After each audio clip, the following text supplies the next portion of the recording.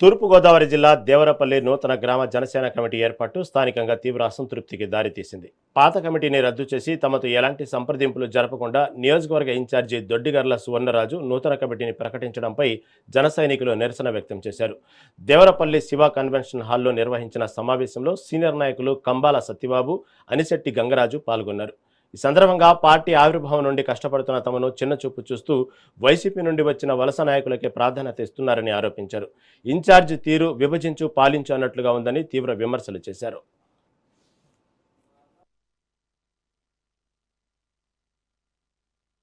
2019లో party ఓడిపోయిన తర్వాత చాలా మంది జన సైనికులు కూడా ధైర్యంగా ముందుకు రాని టైంలో 21లో నేను జనసేన పార్టీ బాధ్యతలు తీసుకుని గ్రామ ప్రెసిడెంట్గా పనిచేస్తూ సాగుతుందండి. అప్పటి నుంచి కూడాను అలాగే సాయశక్తిలో కూడా నా స్థాయికి మించి పార్టీ కార్యక్రమాలు కానీ లేదా సేవా కార్యక్రమాలు కానీ అలాగే ఎన్నో కార్యక్రమాలు చేసుకుంటూ కూడా గోపాలపురం నియోజకవర్గంలోని చాలా నేను ముందుగా పనిచేస్తున్నాను.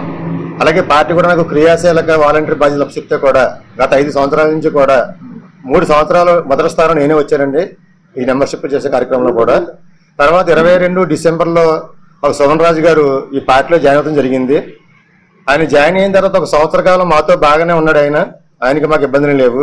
తర్వాత ఆయన విభజించు పాలించు అనే ఒక రాజకీయ సూత్రాన్ని తీసుకొచ్చి మాలాంటి కష్టపడే వాళ్ళందరినీ కూడా పక్కన పెట్టి తర్వాత 24 ఎలక్షన్లో వైసీపీ నుంచి వచ్చిన వాళ్ళని తీసుకొచ్చి ఆయన పక్కనెట్టుకుని మమ్మల్ని కించపరుస్తూ వస్తూ ఉంది.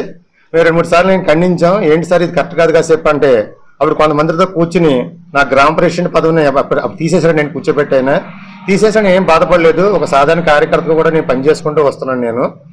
ఆ తర్వాత 9 నెలల కాలం అందరూ కూడా ఒక నియోజకవర్గ నాయకుడు కానీ ఒక మండల నాయకుడు కానీ మా గ్రామానికి ఒక ప్రెసిడెంట్ ఎవరు కూడా వెళ్ళిపోయారు.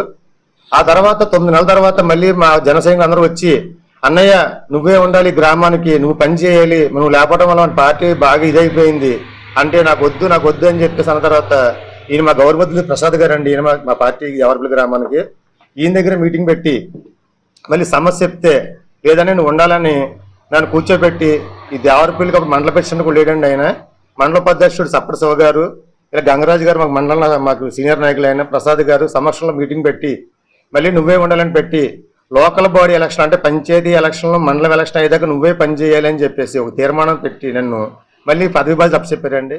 2019లో